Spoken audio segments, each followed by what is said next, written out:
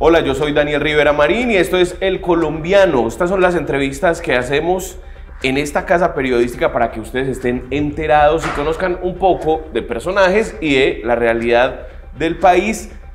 Pero primero, antes de continuar, los invito a que se suscriban a nuestro canal de YouTube. Aparece aquí un botón rojo que dice suscribirse. También hay una campana para que les lleguen las notificaciones. Y síganos en redes sociales porque pueden ver resúmenes de estos videos en Instagram, en Twitter, en Facebook. Así que aplíquense ahí a seguirnos. Y hoy nos acompaña el representante de la Cámara, Daniel Carvalho. Daniel, ¿cómo va todo? Daniel, un gusto estar con ustedes. Siempre contento de venir al Colombiano. Oíste, Daniel, vos apareciste en la escena política de la ciudad hace 8 años, en 2015, en la lista al Consejo de Federico Gutiérrez, que en esa época no era Creemos. Sí, era Sí, Creemos. se llamaba Creemos. Sí, lo que pasa es que todavía no era un partido No era como un ahora, partido, sino que recogimos firmas. Exactamente, vos apareciste ahí como una propuesta moderna, una propuesta como refrescante para la política. Estuviste ese tiempo en el Consejo, ahora sos representante de la Cámara, llegaste con el partido de Humberto de la Calle, ¿no? Sí, señor. Verde Oxígeno se llama el partido. Exactamente, y quería preguntarte, hoy qué tan cercano estás a Federico y cómo fue pertenecer a esa lista y estar en ese gobierno, que al principio tuvo una coalición muy fuerte, pero luego vos tuviste como ciertas distancias y ciertas críticas, como la tuvieron también muchos ciudadanos. Daniel, mira, empiezo por decir algo que me avergüenza un poco, y es que yo la primera vez que voté tenía 31 años. Ajá. Nunca antes había votado.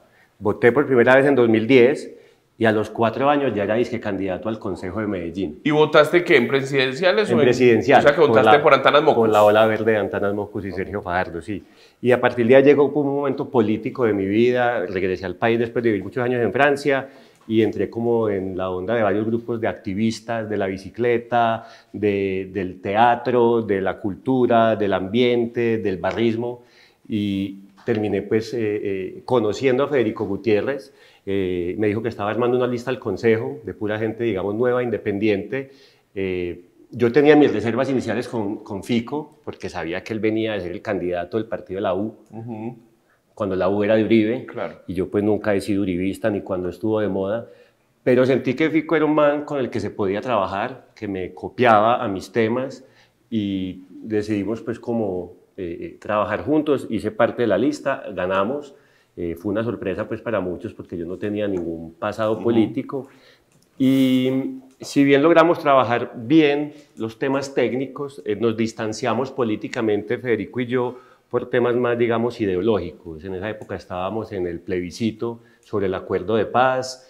Él cogió, digamos, un camino más conservador, diría yo, más de derecha. Creo que se dedicó a seducir más al electorado uribista de la ciudad que a cuidar al electorado que lo había elegido. Recordemos que a Federico lo eligieron para derrotar al Centro Democrático.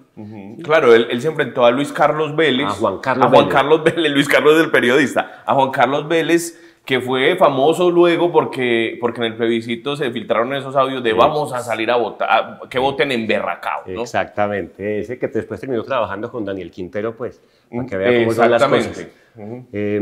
Entonces Fico y yo nos distanciamos, como te digo, ideológicamente, pero nunca tuvimos una discusión, nunca peleamos, todavía seguimos hablando, y debo decir que en 4 años que fui concejal bajo el gobierno de Fico, nunca recibí una llamada para decirme tenés que votar así o tenés que decir esto o no digas esto, y yo valoro mucho eso. Yo creo que el hecho de que Fico fue concejal de Medellín hace que él respete mucho al Consejo de Medellín, y yo se lo agradezco.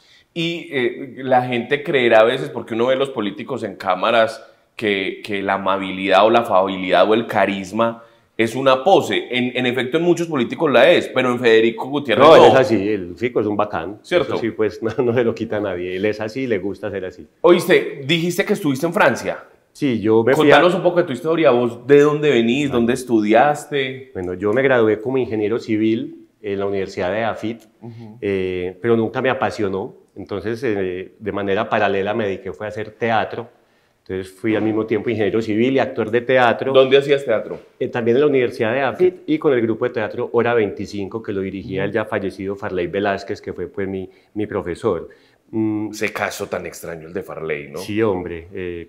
Busquen en internet para que sepan que es extraño. Artistas. Incluso aquí había un periodista llamado John Saldarriaga que escribió, si mal no estoy, una novelita corta sobre el caso de Farley. No sabía. Sí, la publicó la Universidad UPB. Lo voy a buscar. Farley fue pues como mi maestro y nos cambió la vida mucho. Entonces yo no quería ser ingeniero civil y como que la única salida que encontré fue irme a vivir a Francia. Sin un plan, sin plata, sin saber francés. Me fui con mi mejor amigo, nos fuimos a Francia. A uno siempre que le dicen, no, y me fui para Europa sin plata. No, eso sin plata no funciona. ¿De dónde salió esa idea? O al menos uno tiene un panorama en la cabeza que le dice, váyase para Francia. O sea, Mira, tiene una apertura mental. Sí, a diferencia de mucha gente que se ha soñado toda la vida con vivir en París, ¿cierto? Yo creo que así como hay un sueño americano, hay un sueño parisino, como muy de película. Bucólico. Sí, bucólico, a la orilla del Sena, recitando poemas de Baudelaire. No era mi caso, pero sí era el caso de mi mejor amigo. Entonces él sí tenía un plan, yo no. Yo simplemente me fui con él, ¿cierto? No te miento, ese fue mi plan, no tenía plata, le pedí plata prestada al ICETEX. En esa época, no sé si todavía te prestaban plata para estudiar un idioma en otro país, y con eso me fui. Allá empecé a trabajar como mesero, empecé a pagar mi crédito del ICETEX y me hice la pregunta, bueno, ¿y yo qué voy a hacer de mi vida si no quiero ser ingeniero civil? ¿Y eso en qué año fue? Eso fue en el 2003. Okay. ¿Sí? Y yo dije, urbanismo. Por esa época se había empezado a hablar en Colombia de urbanismo. Habían pasado en Bogotá las alcaldías de Mocus y Peñalosa, en Medellín se estaba empezando a hablar del tema, se habían empezado a hacer, no sé, el Parque de los Pies Descalzos. Pero lo que pasa es que 2003, 2004, perdóname que te interrumpa, coincidía con la alcaldía de Sergio Fajardo y esa revolución que hicieron Sergio Fajardo y Cacho Molina en la ciudad. Cacho Echeverri. Cacho Echeverri. Que hicieron esa revolución urbanística en la... Entonces yo llegué a París y yo ¿qué me pongo a hacer? A mí me gusta la ciudad, pues ya tengo formación de ingeniero civil, entonces me inscribí en una maestría de urbanismo y por sorpresa pasé, porque yo no tenía un buen dominio del idioma. Listo, lo cogí fue ya en la calle, en Francia la gente lee el periódico y lo bota a la caneca, yo lo recogía y me lo leía y así aprendí francés, me gradué, viví en Cuba una época. Vivir. Viví en ¿Cuánto Cuba. tiempo? Viví 3 meses en Cuba trabajando con Naciones Unidas. Luego viví en otra isla francesa llamada San Barthélemy, una isla que queda en el Caribe. Allá hacíamos casas para millonarios. Y cuando cumplí 30 años me dio como una crisis vocacional.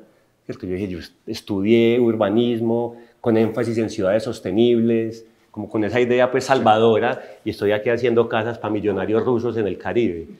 Y me dio esa crisis y dije, no, yo quiero ir a Medellín, donde están sucediendo las cosas en urbanismo, yo quiero trabajar por mi ciudad. Me devolví y empecé a trabajar en Urban con Cacho Echeverri, y ahí fue que conocí ya un conocimiento, digamos, ya técnico y vivencial de la ciudad. ¿En qué año volviste? Volví en 2009 al final. O sea que eso era alcaldía de Alonso Salazar. Sí, señor. Alonso Salazar, que... en la alcaldía de Alonso Salazar, en la de Fajardo se construyeron las bibliotecas, en la de Alonso los grandes Buen Comienzo y algunos megacolegios, ¿no? Megacolegios, varios parques lineales de Quebrada, en fin, fue una década de revolución urbanística. De hecho, fue muy importante porque a mí en Francia me estaban enseñando lo que estaba pasando en Medellín. Yo cogí un énfasis que se llamaba ciudades de países en vías de desarrollo, y nos enseñaban era lo que estaba sucediendo en Medellín. Entonces yo tenía como esa frustración de yo quiero estar allá haciendo eso. Entonces por eso pues me devolví y me metí de lleno a trabajar con Urban Medafit. A vos te pasó esa frase que dice que el mejor lugar en el mundo está donde están los que uno ama, ¿no? Y los que lo aman a uno y donde sucede lo que le sucede a los que los aman a uno, y ese era Medellín. Sí, sobre todo que pues se le agrega eso, es como una cosa de los medellinenses, no solo lo que uno ama, sino esa tierra que uno ama. Y eso es muy particular de Medellín, uno no puede evitar como ese amor por este terruño. Nosotros tenemos el ombliguismo que bajamos las palmas y decimos, vea qué belleza esa ciudad, eso es lo mejor que hay. Todavía me pasa cada 8 días que bajo del aeropuerto. Oíste, Daniel, y te quiero preguntar una cosa, vos llegas a Urban y está sucediendo esa década de gloria de la infraestructura en Medellín, pero eso para, eso llega casi que hasta Aníbal Gaviria con las uvas y estas casas de música, que eso no determinó, eso no salió bien. Pero llega Federico Gutiérrez y no deja una obra así como emblemática, grande o de espacio público, y con Daniel Quintero pues ni hablar, nos dejó fue huecos. ¿Vos qué análisis haces de esa situación en Medellín? O sea, ¿crees que sigue faltando o como se dijo en la alcaldía de Federico Gutiérrez ya era suficiente con obras de intervención pública? A ver, nunca es suficiente en obras de intervención pública, tal vez sí había que dejar esa idea de que todo alcalde tiene que dejar mega obras. Y si bien la alcaldía de Federico no dejó mega obras, yo sí quiero reconocer que se hicieron los corredores verdes, que es una estrategia que yo pienso que debería continuar en su segunda alcaldía. Se mejoraron 100 parques de la ciudad, que me parece que es muy bueno porque, claro, da mucho más likes inaugurar un parque nuevo, pero ¿y cómo están los parques que ya tenemos? Entonces muchas veces le corremos a la novedad y se nos olvida el mantenimiento de todo lo que se ha construido. Y de todas maneras hay que decir que en la alcaldía de Federico se terminó Parques del Río, la segunda fase, y se dejó prácticamente listo el metrocable de Picacho. Entonces sí hubo obras importantes en esa alcaldía. De todas maneras, sí se ha perdido en la ciudad eso que se llamó el urbanismo social, y era ese urbanismo no tanto enfocado en megaobras, sino en intervenciones integrales en los sectores más deprimidos de la ciudad. Eso sí lo perdimos. Sí, uno, por ejemplo, sube a Manrique, arriba por San Blas, por ejemplo, y se da cuenta que faltan andenes. O sea, eso se descuidó cuando eso era todo un plan que había dejado la alcaldía de Sergio Fajardo, ¿no? Exactamente, dejamos los proyectos urbanos integrales formulados, pero yo creo que por temas políticos, como eso fue tan una referencia de Fajardo, ya nadie quería pegarse de algo. Entonces Aníbal Gaviria llegó y le cambió el nombre por urbanismo cívico-pedagógico y lo fueron como dejando marchitar. Yo creo que habría que recuperar eso. Bueno, Daniel, pasando a tu rol de congresista, vos en redes sociales sobre todo pues has sido muy activo con el tema de la dosis mínima de la marihuana. Contanos primero, ¿cuándo empezaste vos a fumar? ¿Cuál es tu relación con la marihuana? Te lo pregunto porque sos abiertamente pues, activista. Sí. Yo soy consumidor habitual, ¿cierto? Cuando uno dice consumidor habitual no significa que yo todo el día esté fumando ni que fume todos los días, ¿cierto? Pero soy un consumidor habitual. Una trabita de vez en cuando. Empecé cuando era soldado, curiosamente, en el ejército. Es que en el ejército se fuma mucha marihuana, ¿no? Y no solo marihuana, y no solo los soldados, ¿cierto? Uno ve muchos oficiales consumiendo sustancias mucho más duras. ¿Sí? Y hay que decirlo, el ejército es un escenario muy propicio para iniciar el consumo de sustancias. Y he tenido una relación nunca problemática con el cannabis, ¿cierto? Yo no lo necesito, yo puedo pasar 1, 2, 3 meses sin fumar, no lo necesito para dormir.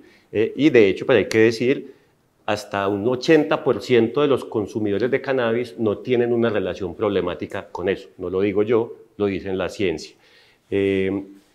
Pero mientras fui concejal nunca fue un tema mío de trabajo porque un consejo no puede hacer nada al respecto. Ya cuando llego al Congreso, que es donde sí se pueden abordar los temas de legalización y de regulación del comercio, entonces sí dije, tengo que hacer de este uno de mis temas y le he estado trabajando en compañía de congresistas de diferentes partidos.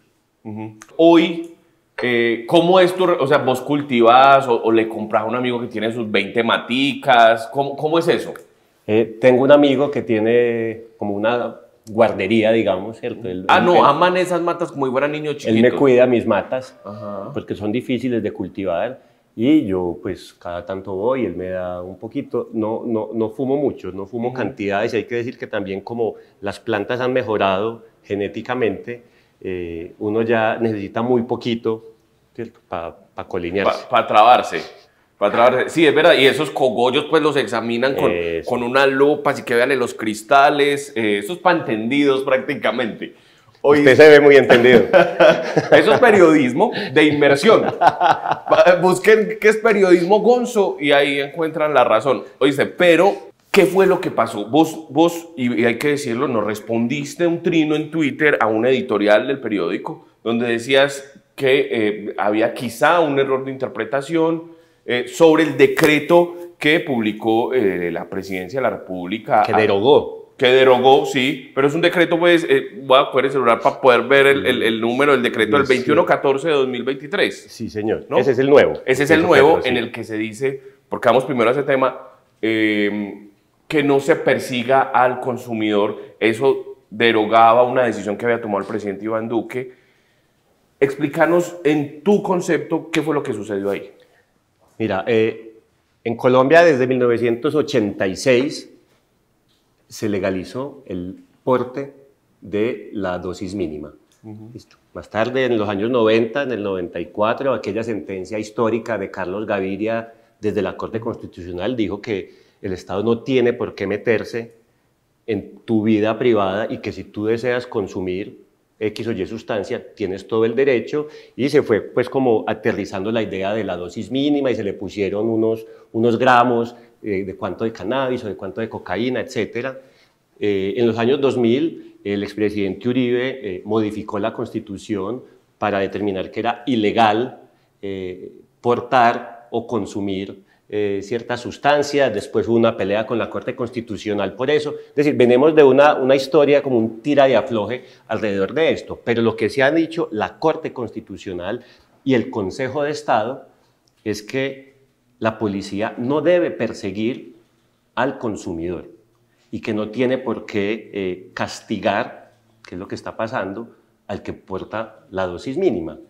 Y eso fue lo que intentó el expresidente Iván Duque con su decreto, que a la vez que salió el Código de Policía, lo que generó fue que la policía se dedicó a perseguir marihuaneritos, a cogerle a tener una dosis mínima, no importa, te la decomisamos, y no solo eso, sino que Te multo. te multo. Y entonces tenemos en un año, en el 2019, 160.000 multas.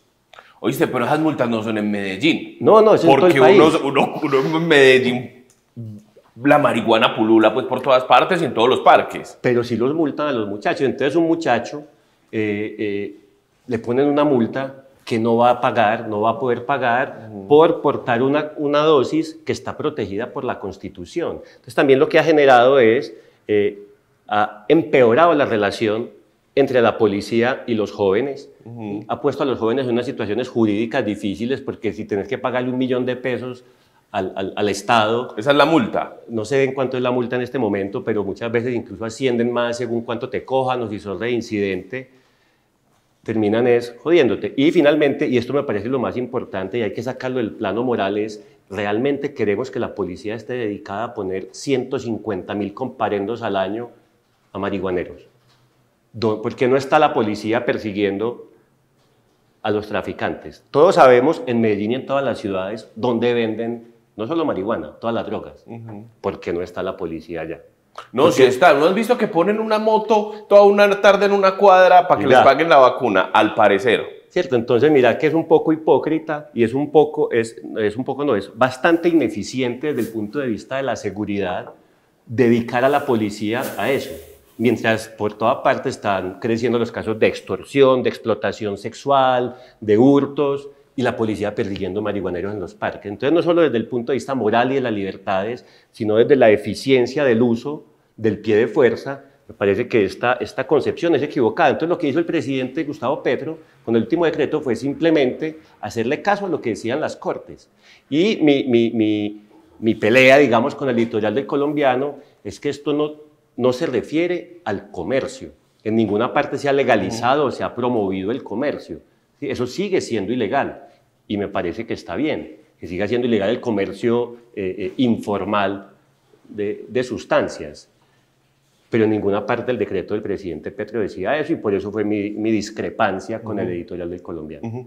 En este tema de la dosis mínima, ¿vos tenés amigos a los que los han multado? Que te han contado, me multaron porque me cogieron un bareto. No sé, sí, sucede sobre todo alrededor del estadio. Con la ley del fútbol se le pusieron incluso unas penas superiores a los que porten o consuman alrededor del estadio, lo cual es ilógico, ¿cierto? No tiene por qué haber un castigo superior para el hincha y generalmente terminan yendo a la personería y en la personería los han ayudado muchas veces a tumbar las multas porque son procedimientos que no cumplen, no cumplen con la reglamentación. Oíste, con el decreto de la presidencia, ¿qué va a pasar con los que tenían multas y no las han pagado? ¿Eso se cae o igual están obligados a pagar? Esa es una buena pregunta, no sé responderla, pero yo creo que debería caerse. Debería caerse, ¿no? Porque, insisto, estamos hablando desde lo que dice la Constitución, ¿cierto? No es una interpretación de un juez o de un político de turno. La Constitución dice que no tienen por qué multarte por eso y que esto debería abordarse desde la esfera de la salud pública. Que eso es lo que deberíamos estar haciendo en lugar de abordarlo desde la moral. Bien, una de las argumentos que ha dado, pues, digamos, los partidos de oposición o los partidos más conservadores, por ejemplo, el Centro Democrático, el Partido Conservador, la U, Cambio Radical. El alcalde Federico. El alcalde Federico Gutiérrez, es que por medio del porte de la dosis mínima se microtrafiquea, ¿no? Y se vende y salen los jíbaros a vender. Incluso hay una decisión de la Corte Constitucional en la que se tumba una multa y creo que una condena a una persona que llevaba, creo que era como 19 paqueticos de cocaína. 19 paqueticos de cocaína, que eran en realidad 5 gramos o 10 gramos, una cosa así. Lo que pasa es que ahí está la suspicacia, ¿no? ¿Quién lleva 19 paqueticos de cocaína, cierto? Háblame de eso. ¿Vos qué crees de esa interpretación? Mira, es posible que bajo la excusa de la dosis mínima sí haya microtráfico, ¿cierto? Es posible. Ahora bien, no deberíamos estar persiguiendo más bien el origen de esa cadena de tráfico y no al pequeño, por un lado, ¿cierto? Por el otro lado, y uno lo ve permanentemente en la calle 10, por ejemplo, en la noche, que te ofrecen cuántas cámaras hay en la calle 10. O sea, porque uno sí sabe quién es el jíbaro en la 10 y la policía no, ¿cierto? Entonces yo creo que también es cómo estamos abordando el tema desde el punto de vista de la seguridad. Porque todo el mundo sabe dónde se vende, porque todo el mundo sabe quién es el jíbaro y la policía va y coge al marihuanerito del parque. Entonces, deberíamos enfocar los esfuerzos mejor, debería haber más inteligencia policial para desmontar las redes de tráfico, ¿listo? En lugar de estar sacando estas pequeñas excusas de que a través de la dosis mínima entonces estamos legalizando el tráfico. Yo creo que son dos concepciones diferentes con la ventaja para mi punto de vista, y es que el otro ya fracasó.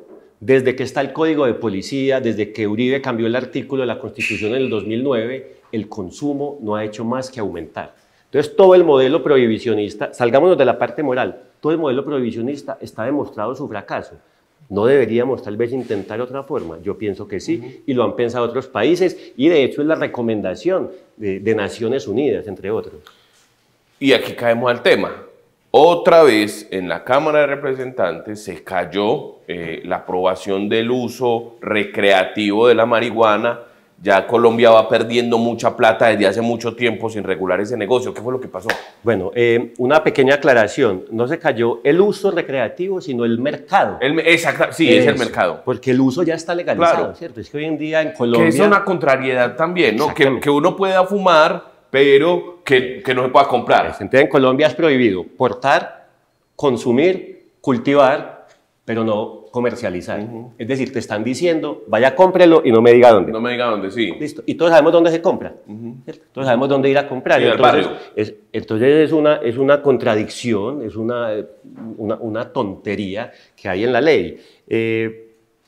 Lo que busca este proyecto de ley, que se volvió a caer, la primera vez se cayó en el Senado, esta vez se cayó en la Cámara, es simplemente modificar la Constitución nuevamente para legalizar el hecho de que haya un mercado del cannabis recreativo. Regulado por el Estado. Exactamente, que me parece mucho mejor que sea el Estado el que diga dónde se vende, qué calidades se venden, ¿sí? Quién lo puede consumir, hacia dónde van los impuestos dedicados a eso. Me parece que es mejor. Entonces, cuando se cae un proyecto de estos, realmente, ¿quiénes son los beneficiarios?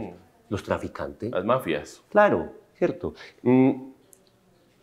Por otro lado, siempre ponen pues como el discurso moral de que es que hay que proteger a los niños y las niñas. Compañeros, hoy en día no lo estamos protegiendo. ¿Cómo es hoy en día la rutina de un muchacho que va a comprar marihuana? ¿Cierto? Va a un barrio peligroso, se entrevista con un tipo que trabaja para un grupo criminal, listo, le compra lo que sea, no hay ningún tipo de control de calidad, ¿cierto? Le vende, sí, esto vale, eso se lo recibe, no sabe realmente qué es lo que está recibiendo. El dealer aprovecha y te dice, tengo perico, tusi, pepas, ¿cierto? Te ofrece otra cantidad de sustancias muchísimo más peligrosas que el cannabis. Saca el catálogo. Saca el catálogo, de pronto te vende otro par de cosas, salís de ahí, probablemente que te encontrás con la policía. La policía muchas veces vacuna al muchacho o lo multa, que es lo que veníamos hablando ahorita, y llega el man a fumar a escondidas, listo. Si lo pillan en el colegio lo echan, si lo pillan en la casa lo echan de la casa. Entonces estamos favoreciendo la ilegalidad, favoreciendo la criminalidad y tirando a la exclusión a una cantidad de muchachos que pues simplemente se querían fumar un porro. Entonces toda esta lógica de los sectores conservadores obedece más a cuestiones morales e incluso religiosas que a la evidencia y al pragmatismo de cómo deberíamos manejar la seguridad. Una última acotación aquí. Si ya definimos que el tema de las sustancias psicoactivas es un problema de salud pública, entonces ¿a quién deberíamos hacer caso? Cuando usted está enfermo, ¿está donde el cura o donde el doctor? Está donde el doctor. Listo. Pues deberíamos tener una política de drogas basada en la evidencia científica, que la hay, y no en el moralismo y la religiosidad, que es lo que está pasando y por lo que se cayó esta vez el proyecto del Congreso. Daniel, ve, te voy a leer aquí, estaba leyendo un texto sobre los 10 años de la regulación del comercio de marihuana en Uruguay. Y tiene unos datos que me impresionaron mucho, esto lo hicieron los colegas de la BBC.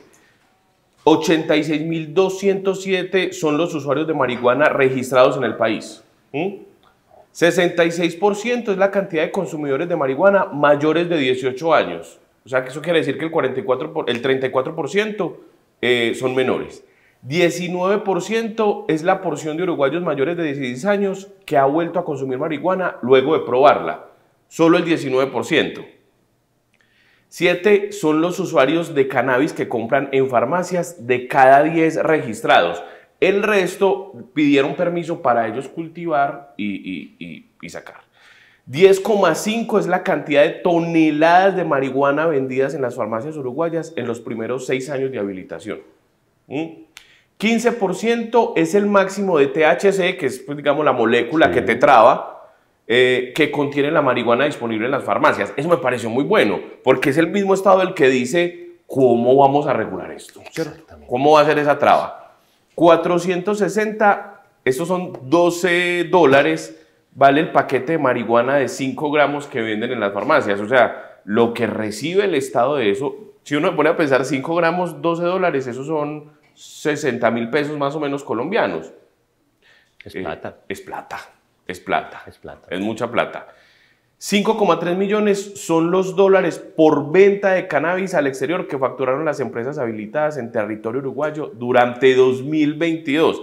O sea, estamos viendo todo un clúster de negocio que el Estado lo está aprovechando.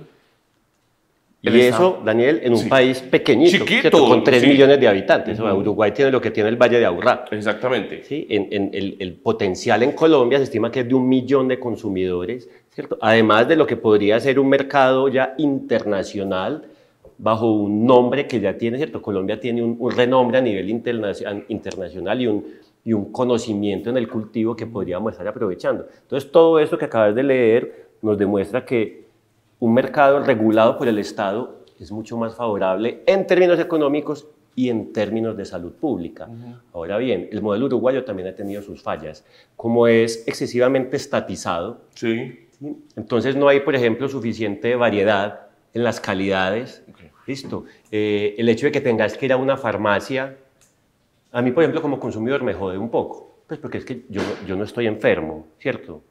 Si vos no vas a una farmacia a comprar una botella de whisky. Exactamente, yo no estoy enfermo.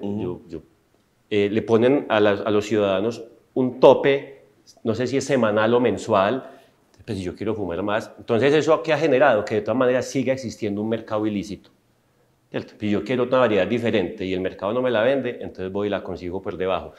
Pero me parece interesante el modelo uruguayo muy estatizado, el modelo gringo, obviamente mucho más liberal, y nosotros deberíamos estar más bien eligiendo qué tipo de modelo queremos y no quedándonos en el no, aquí no se puede vender.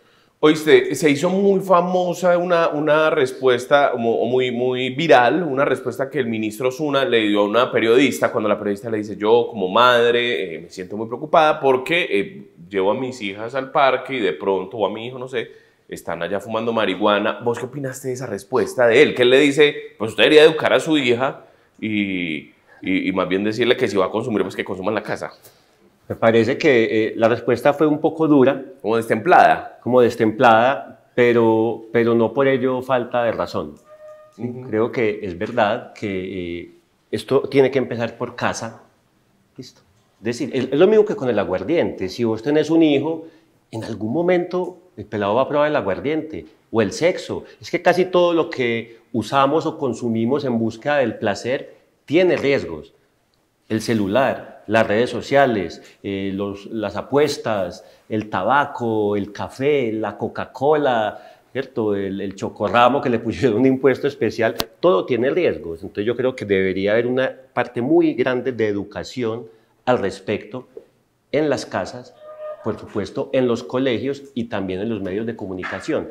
Pero manteniendo la analogía, si a usted un pelado le dice, no, el sexo no, no, sexo no. Espere, como decía Uribe, aplace el gustico para cuando sea mayor.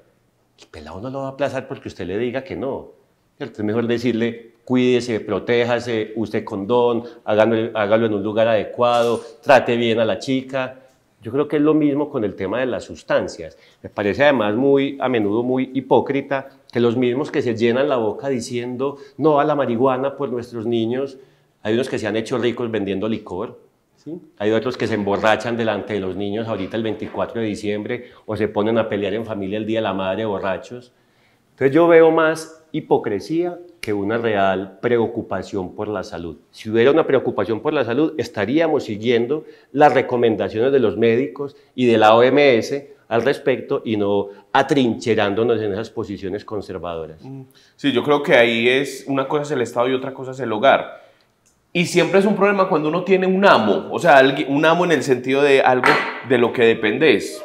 Una droga, el celular, el alcohol, ese es el verdadero asunto, pero el Estado no está para regular eso. Está para regular a los criminales y en este caso detrás de la marihuana hay mafias, ¿no? Gigantescas. Y no significa que legalizando el mercado del cannabis se acaben las mafias. Porque las mafias tienen un montón de negocios, pero por lo menos se les quita ese pedacito y ponemos a la policía a trabajar. Y lo importante es que, de nuevo, más allá de lo moral, se estima que en Medellín hay un déficit de policías como de 1000 hombres. ¿Listo? ¿Y para qué? ¿Para ponerlos en los parques a cuidar marihuaneros?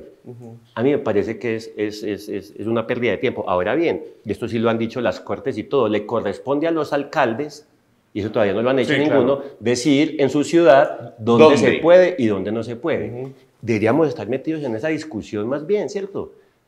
Y llegar a acuerdos vecinales, de tal parque, fumen, pero allí, ¿cierto?